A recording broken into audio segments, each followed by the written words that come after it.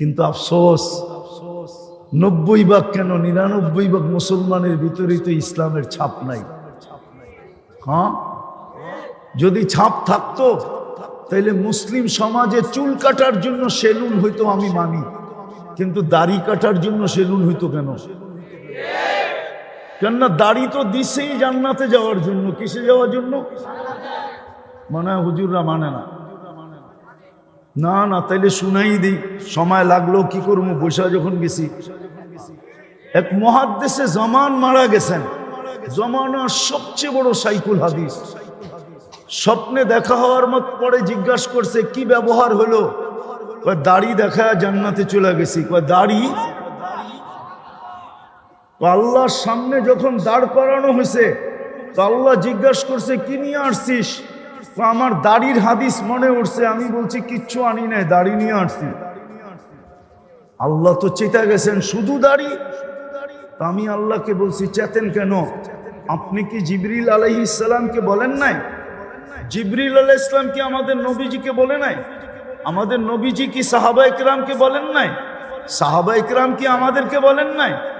আমি হাদিস শুনাইয়া দিছি, ইন্নাল্লাহা লা ইস্তাহি যী শাইবাতিন শাইয়াবা ফিল ইসলাম। যে ইসলাম অবস্থায় দাড়ি পাকায়া দিল, তার দাড়ি দেখতে দেরি, আল্লাহ লজ্জা পাইতে দেরি করেন না, শাস্তি দেন না। হাদিস শুনানোর পরে আল্লাহ মুস্কি হাসি দিয়া বলতেছে সবাই সত্য বলছে, আমিও সত্যই বলছি, মাফ করে দিলাম, যা বাড়িতে, যা জান্নাতে। আমি মানতাম সেলুন থাকতো চুল কাটার জন্য, কিন্তু দাড়ি কাটার জন্য কেন? আপনি আমাকে যুক্তি দিয়া বুঝান। মুসলমান তো বানাইলেন আমাকে দামি বানানোর জন্য, কিন্তু ইসলামের ছাপ আমার ভিতরে কতটুকু? তাইলে যুবকরা কেন চুল কাটতো নেটে দেখা? ঢাকা শহরে কোন সেলুনে তো সাধারণ চুল কাটা 100 টাকার উপরে নাই। আর এই যুবকদেরকে জিজ্ঞাসা করেন 100 টাকায় জীবনে কোন দিন চুল কাটছে, এটা জিজ্ঞাসা করেন কবে কাটছে, এটাও বলতে পারবে না। কেননা ওর চুল কাটাই তো শুরু হয় 500 টাকা থেকে। চাঁদরাইতে তো 1000 টাকা দিয়ে কাটায়, 2000 1500 টাকা দিয়ে কাটায়। কেননা ও সারা রাত্র ডিজাইন দেখে নেটে। সত্য না? হ্যাঁ, এখন যদি এটা প্রশ্ন করি যুবকদেরকে, ওরা বলুক না ওদের চুলের স্টাইল দেখা, বা বাংলাদেশে কারো চুলের স্টাইল দেখা কোনো মেয়ে বা কোনো নারী আজ পর্যন্ত কাউকে বলছে তোর চুলের স্টাইলের কারণে আই লাভ ইউ? হ্যাঁ, বরং তো ওদের পিছে ছেলেরা মেয়েরা ক্রিটিসাইজ করে, কিরে কাউয়া কাটিং কই পাইলি, বগা কাটিং কই পাইলি, পাটি কাটিং কই পাইলি, হ্যাঁ গটি কাটিং কই পাইলি? কিন্তু ওদের তো লজ্জা নাই। কেননা ইসলাম যখন নাই লজ্জাও নাই, রাগ হইলে করার কিচ্ছু নাই। ইসলাম তো দিছিলেন দামি বানানোর জন্য, উম্মতে মুহাম্মদী তো বানাইছিলেন দামি বানানোর জন্য। নাইলে আদম আলাইহিস সালাম কেন বলবে আমার চেয়ে কোটি গুণ বেশি প্রেম প্রীতি আল্লাহর উম্মতি মুহাম্মদীর সাথে? বলছে প্রমাণ, বলছে একটা ভুল করলাম, কিয়ামতের সকাল পর্যন্ত মানুষকে কোরআনে পর্যন্ত ডুল পিটায় জানায় দিল। কোরআনে আছে আদম আলাইহিস সালামের ভুলের কথা, লা তাকরাবা হাদিহিস শাজারাতা, তারপরে পুরা পৃষ্ঠা আছে ভুলের কথা। কিন্তু উম্মতে মুহাম্মদী সারাদিন গুনাহ করবে, আল্লাহ কাউকে জানতে দিবে না। অথচ আমি প্রথম মানুষ, প্রথম নবী, প্রথম রসুল, আমার ভুল খুইলা সবাইরে বইলা দিলাম। অথচ উম্মতে মুহাম্মদী সারাদিন গুনাহ করবে। আপনি জিজ্ঞাসা করেন পাশের যুবককে, ওদের গান আর নাচের কথা আমি বলতেছি না, ওরা সারাদিন নেটে যা দেখে, একজন দুইজন একা একই, যদি বাড়িওয়ালারা জানতো কাউকে বাড়িতে ঢুকতে দিত না। ওরা বলুক, স্বীকার করবে কি করবে না? আমি বলে দিতে পারি কি কি দেখে। দ্বিতীয় আদম আলাইহিস সালাম বললেন একটা ভুল করলাম, আমাকে 350 বৎসর কাঁদাইল, তারপরে মাফ করলো। উম্মতে মুহাম্মদী সারাদিন গুনাহ করবে, রাত্রে বাড়ির ছাদে যায়া ডাইকা ডাইকা সবরে মাফ করে দেবে। প্রতিদিন রাত্রে কিন্তু আল্লাহ আমাদের দুনিয়ার আকাশে আসে, 3 ভাগের 1 ভাগ যখন অতিবাহিত হয়ে যায়। বুখারী শরীফে আছে, আয়েশা ডাক দেন, হাল মিম মুস্তাগফির, কে আসিস মাপ চাবি? ফাগফির লা, গ্যারান্টি দিতেছি আমি মাফ করে দিব। আদম আলাইহিস সালাম বলে ডাইকা বাড়ির ছাদে যায় ডাইকা ডাইকা মাফ করতেছে, আর আমি একটা ভুল করলাম 350 বছর কাদাইলাম। অথচ আমি প্রথম মানুষ, অথচ আমি প্রথম নবী, অথচ আমি প্রথম রসূল। তো উম্মতে মুহাম্মদী বানাইছিলেন তো দামি হওয়ার জন্য। বলেন আপনার কাছে নবীর আদর্শ কতটুকু? উত্তরার মানুষ এটাও দিলে গাইথা নেন। কবরের সর্বপ্রথম প্রশ্ন, এটা যদি ওকে, বাকি 2টা অটোমেটিক ওকে হয়ে যাবে। এটা যদি ওকে না হয় বাকি 2টা ওকে হবে না। ইমাম বুখারী রহমতুল্লাহ আলাইহি লেখছেন, ইমাম মুসলিম রহমতুল্লাহ আলাইহি লেখছেন, কবরের প্রথম প্রশ্ন হলো মা কুনতা তাকুলু ফি হাদার রাজুলি মুহাম্মাদিন। কিতাবুল জানায়েজ বুখারী শরীফে আছে। বলো মুহাম্মদুর রাসূলুল্লাহর আদর্শে তুমি কতটুকু আদর্শবান ছিলা? আগে এটার প্রমাণ দাও। এটারও লম্বা কারণ আছে, বলার সুযোগ এখন নাই। শুধু এতটুক বলি, যেই নবী তোমাদের জন্য কিয়ামতের মাঠেও চোখের পানি জড়াবে, ওনার আদর্শে কতটুকু আদর্শবান ছিলা বলো। আর কিয়ামতের মাঠে তো চিৎকারই দিবে, রব্বি উম্মতি উম্মতি বলা। 3 বার সেজদায় পড়বেন দুজক থেকে বাহির করার জন্য। চোখের পানি ছাড়াই কি বাহির হয়ে আসবো আমরা? যে কিয়ামতের মাঠে তোমাদের জন্য চোখের পানি জড়াবে, ওনার আদর্শে কতটুকু আদর্শবান ছিলা? প্রথম প্রশ্ন কিন্তু কবরের এটা। বুখারী শরীফে আছে, আমি আমার থেকে বলতেছি না। মুসলিম শরীফে আছে, আমি আমার থেকে বানায়া বলতেছি না। মেইন প্রশ্ন এটা। আপনাকে তো উম্মত বানাইলেন, আদর্শ কোথায়? চলেন, সময় কম আমার কাছে। দ্বিতীয়, আপনাকে তো পুরা আল্লাহ কালাম দিয়া দিলেন। কালাম বোঝেন? তুর পাহাড় যখন আমি দেখতে গেছি তখন আমার মনে উঠছিল যে হায়, মুসা আলাইহিস সালাম তো এইখানে কথা বলে ক্রেডিট কার্ড নিছেন কালিমুল্লাহ। কিন্তু তখনই আল্লাহ আমার মনে ঢালছেন যে মুসা আলাইহিস সালাম কথা বলে তো কালিমুল্লাহ, ক্রেডিট কার্ড নিলেন কালিমুল্লাহ। আমি তো তোর সাথে কথা বলবো দেখা তোর সিনার ভিতরে দিলাম কালামুল্লাহ। আমি তো তোর সাথে কথা বলবো, এই জন্যই তো তোর সিনায় দিলাম আমি কি,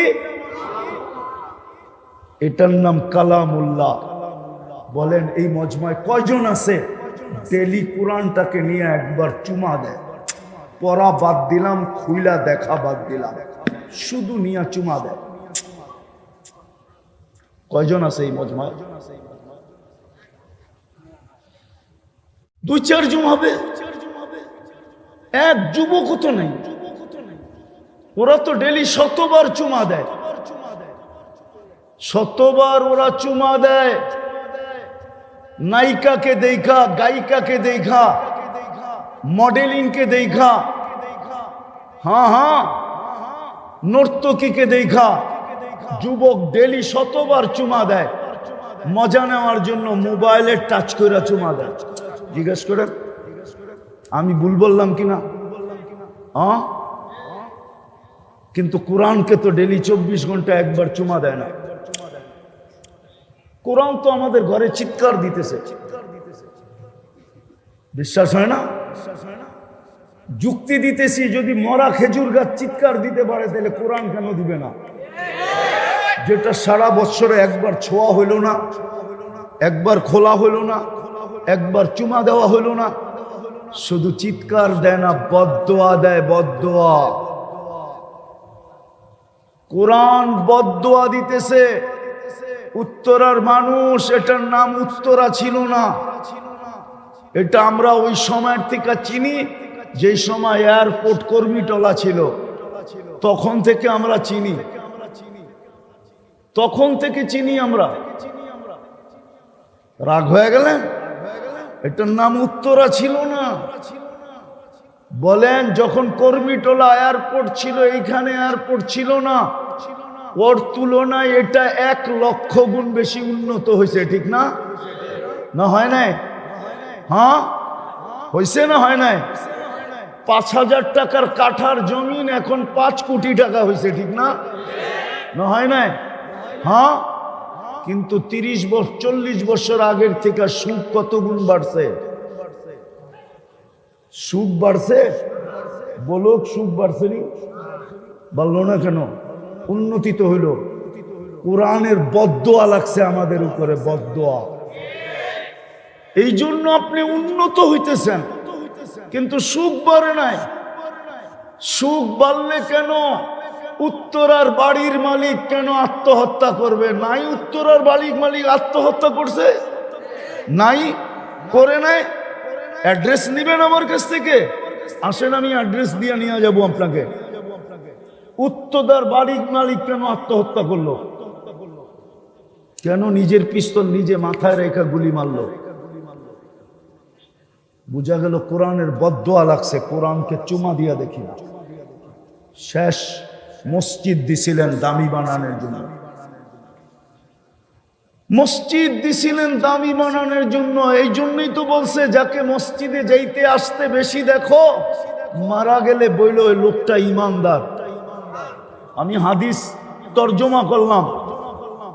সকাল সন্ধ্যায় যাকে মসজিদে আসতে দেখো, বাশশিরিল মাশাইন ফি যুলামি বিন নূরি তাম্মি ইয়াউমাল কিয়ামা। মাগরিব এশায় ফজরে যাকে মসজিদে আসতে দেখো, ওকে আগেই মালা পরায়া দাও যে কিয়ামতের দিন পরিপূর্ণ নূর তোমার জন্য অপেক্ষা করতেছে। এর চেয়ে বড় দামি কি চান? 90 ভাগ মসজিদে আসেন। আসেন যদি আল্লাহর কাছে দামি হইতে চান। আর যদি এইটা প্রবাদ বাক্য আমাকে বলে দেন যে নগদ যা পাও হাত পেতে নাও, বাকির খাতায় শূন্য থাক, তাহলে আপনার সাথে কোনো কথা নাই। যদি আখেরাতে দামি হইতে চান, আল্লাহর কাছে, আল্লাহর রসুলের কাছে, তাইলে চলেন তওবা করে ইউটার্ন নেই, ফিরে আসি। পারবেন তওবা করতে? হ্যাঁ, কে কে পারবেন দেখি? তাইলে নিজে নিজেই তওবা করে নেন। নামান আর ডেলি আল্লাহর কাছে তওবা করেন। কোরআনটাকে ডেলি একবার চুমা দেন, মসজিদটাকে ভরা দেন। নাইলে একদিন আসবে, আমার চোখে দেখা বলতেছি, মসজিদ থাকবে, আপনি থাকবেন, আপনার শহর থাকবে না। আমি ওই শহর চিনি যেখানে ঈসা আলাইহিস সালাম জিজ্ঞাসা করছিলেন, কাইফা দাম্মারাকুমুল্লাহু তাদমীরা। আমি একটা দেশ তো দেখি না, এই পর্যন্ত 103টা দেখছি। 7 মহাদেশ দেখা শেষ আমার। বিদা আমি ওই জায়গা চিনি যেখানে ঈসা আলাইহিস সালাম জিজ্ঞাসা করছে, সমূলে ধ্বংস করলেন কিভাবে? কয় বিতনা বিল আফিয়া আসমাহনা ফিল হাবিয়া। ঘুমাইছিলাম ফুর্তি করতে করতে নিশ্চিন্তে, সকালে উঠা দেখি হাবিয়া দোজখের ভিতরে। মৃত্যু যদি নাও হয়, হতে পারে মসজিদ থাকবে, আপনি থাকবেন, কিন্তু বাড়ি থাকবে না। এরকম জায়গাও দুনিয়ায় শত আছে। সকালে উঠা দেখছে বাড়ি মাটির সাথে মিশা গেছে। হইতে পারে মসজিদের বদদোয়া লেগে যেতে পারে, মসজিদ চিৎকার দিতেছে না, মুসল্লি কই? মসজিদ মসজিদ না, আল্লাহর ঘর। তওবা করছেন, আজকের থেকে নিয়ত করেন ডেলি কোরআনটাকে একবার চুমা দিব। পারবেন? কে কে পারবেন যে আমি ডেলি কোরআনটাকে একটা চুমা দিব? নামান। আর আজকের থেকে মসজিদটাকে ভরা দিব। 10 তারিখ থেকে এখানে নতুন ক্লাস শুরু হবে, কোরআন শিক্ষার। শিখেন, সুবর্ণ সুযোগ দিছে যখন এখানে। প্রত্যেকটা মসজিদে এরকম বয়স্ক কোরআন শিক্ষার কেন্দ্র থাকা উচিত ছিল। হ্যাঁ, কিন্তু হয়তো নাই এই কারণে, কেননা লজ্জা কাজ করতেছে তো, যে বয়স্ক হয়ে গেল, এখনো কোরআন শিখলাম না, মানুষে জেনা ফেলবে, লজ্জা কাজ করতেছে। কিন্তু আজকের লজ্জা যদি আপনি ভুলা যেতে পারেন তো কালকের লজ্জার থেকে বেঁচে যাবেন। কোরআন আপনাকে টানতে টানতে জান্নাতে নিয়ে যাবে। আর আজকে যদি লজ্জা করলেন তো কালকে লজ্জার শিকার হইতে হবে। আমি শেষ হাদিস দিয়ে শেষ করতেছি। আল্লাহর রসুলকে এক পর্বে আল্লাহ জিজ্ঞাসা করবে, বন্ধু সুপারিশ করতে করতে তো অনেককে বাড়ি করে ফেললেন, আমি জানি কে আছে আর না আছে, আপনি বলেন তো আপনার উম্মত কয়জন দোজখে আছে? আল্লাহর রসুল বলবে একজনও নাই, সব বাড়ি করে নিয়ে আসছি। তারপরেই চোখে পানি আসবে। আল্লাহ জিজ্ঞাসা করবে কাঁদেন কেন? তো বলবে ইল্লা হাবাসাহুল কোরআন, আপনার কোরআন যাদেরকে বাধা দিয়া ফেলছে ওদেরকে বাড়ি করতে পারি না। আপনার কোরআন যাদের বিরুদ্ধে চলে গেছে, আপনি চান কোরআন আপনার বিরুদ্ধে যা, তাইলে আপনি লজ্জা করতে পারেন। আর যদি চান যে কোরআন আমার বিরুদ্ধে না যাক, কেননা রসুলের সুপারিশ দিয়েও বাহির করা যাবে না, কোরআন বিরুদ্ধে চলে গেলে, তাইলে আজকে লজ্জাকে ছাড়েন। এই বৃদ্ধ বয়স্ক যেটা 10 তারিখ থেকে শুরু হবে, নিজের নামটাও এটার ভিতরে লেখান। কে কে লেখাবেন দেখি? পাক্কা? আল্লাহ আমল করার তৌফিক দান করেন। ওমা আলাইনা ইল্লাল বালাগ।